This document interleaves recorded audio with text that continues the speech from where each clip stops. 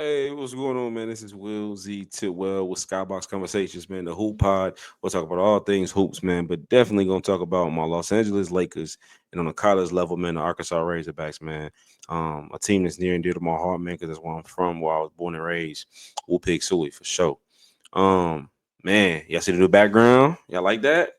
Y'all like that? You know what I'm saying? If we the Skybox, we gotta do the show from the Skybox. You dig what I'm saying? So yeah, man, that's pretty cool. But yes, man, we got to get to it.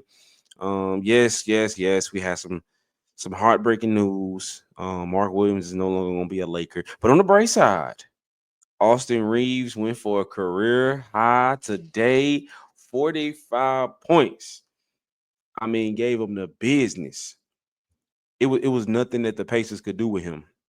Every defensive scheme, every type of pressure that they put on him, no matter who they had guarding him and defending him, I mean, he just cooked them. He just gave him the business, and he was just doing what he wanted to out there. He looked so comfortable with the ball in his hand.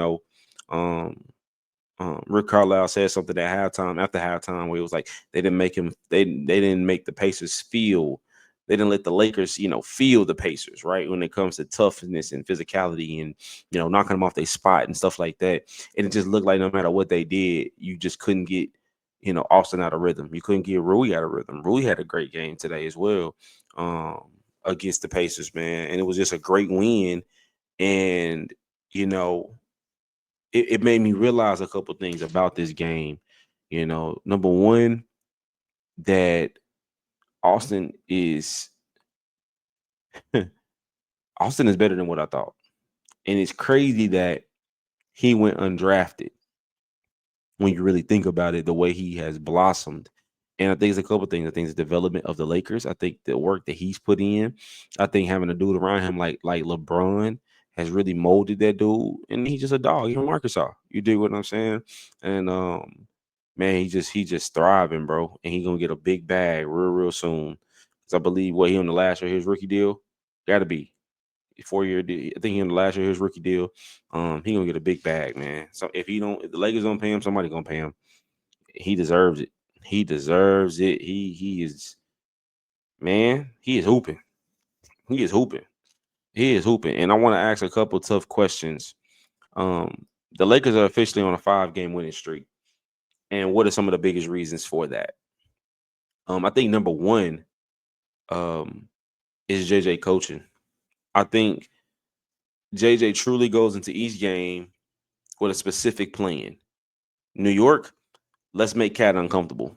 Let's let's um let's make Cat beat us with physicality. Let's make him um let's wall up and make him have to be tough. And they out toughed the Knicks that night. All right. They kept Brunson under control. Hey, make Brunson take tough twos. Let the others have to beat us. And you let Josh Hart take tough twos. You make him they pull, having to shoot pull up jumpers and things of that nature.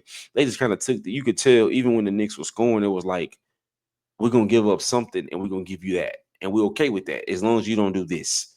And that type of game plan, that type of mindset, JJ goes into every game with a specific tailored plan to that team.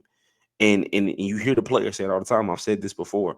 You've heard other people say this, where it's like if they follow the game plan, they usually result in good things happening. JJ can coach his ass off, bro. JJ can coach.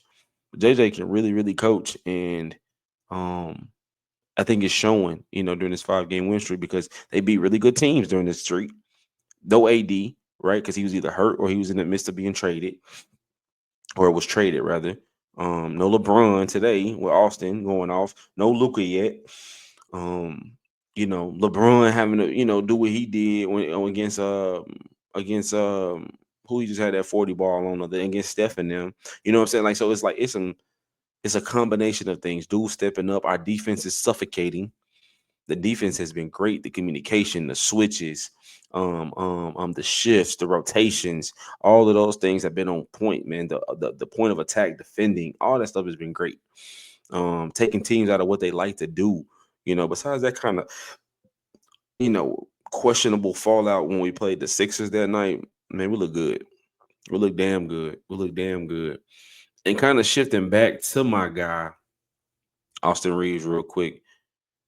Is Austin Reeves officially better than Tyrese Halliburton? I think so. And maybe I'm being current bias when it comes to that because I'm still on this high from watching him just complete, do poetry on these dudes, earlier today. But I think he's better than him. I think he has a higher ceiling, a bigger upside than Tyrese. His shot is better than Tyrese's. He's more consistent than Tyrese. Even when Austin was having an off night the other night against Golden State, he still had 23. An off night for him is going 4 for 17 and still having them to 25 and 10 assists. You see what I'm saying? Like, and with no LeBron, with no AD in the past, he's shown us who he can be. He hooped against Boston. He had 45 today. It's not a one-time thing. It may seem like I'm just being biased because of what he did today, but nah, he's shown us time and time again. He really like that. And if you don't think so, then man, I don't know what you're watching.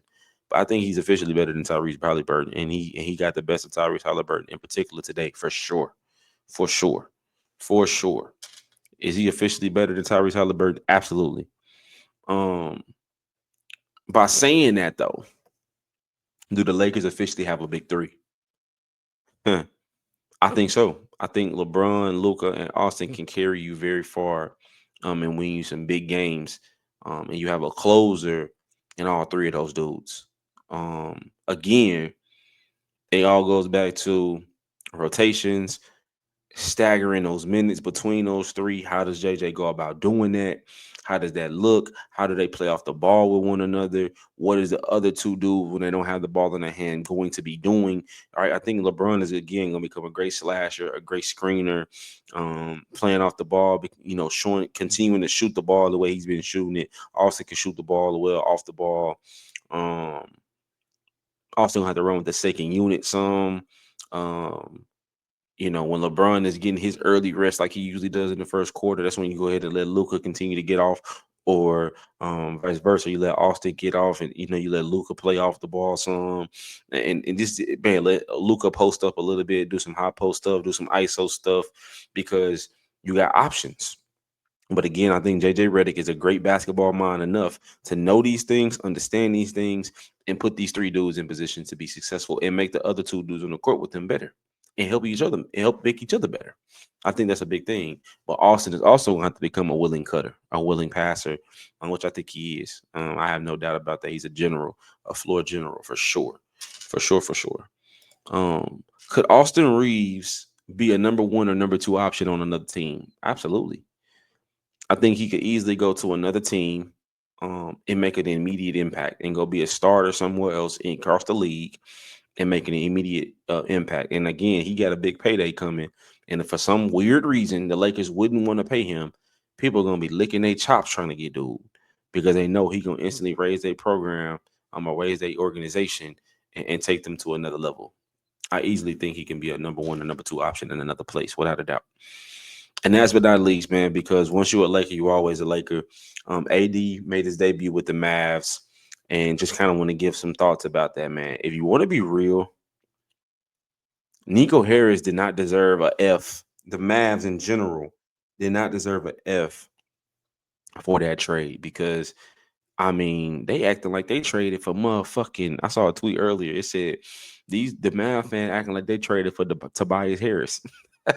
Like for real though, you know what I'm saying? You acting like you traded for a scrub or something. And I think AD came out with such energy today against Houston to remind people, like, I get it, bro. Luka was your dude. He had been here for a little minute, but I'm that nigga too, and I've been that dude for a long time. And don't forget that. You know what I'm saying? Don't disrespect me like that. Like I'm just some scrub that ain't finna make y'all better. And I think AD gave Mavericks a legit chance at making a deep run in the playoffs, if we being real. They big as fuck now. Like AD going back to the four. I said this earlier in one of my tweets. I said I think AD going back to the four is going to unlock him in the way it did when he was in New Orleans. He don't, and he get to roam. If you saw today, he had 3-4 blocks because he was roaming. He was able to kind of be free, and then they can still go to the five when they want to and play so-called small ball. Put him at the five, put PJ Washington at the four, like because PJ Washington damn near 6'10". Like you can do that, and you big as fuck. You got PJ Washington at 6'9". You got Anthony Davis 6'10", 6'11". You got Daniel Gafford. You got Derek Lively when he come back, bro. They big as fuck. They is huge team, bro, and they gonna give a lot of people a lot of problems, especially when you talking about getting to the rim and jamming up the paint. It's gonna be scary, bro. It's gonna be scary. And I think a lot of people, I think AD had to remind some people is why he came out with such a vengeance today. Like, I get it, bro, but don't disrespect me. You know what I'm saying? And he did that.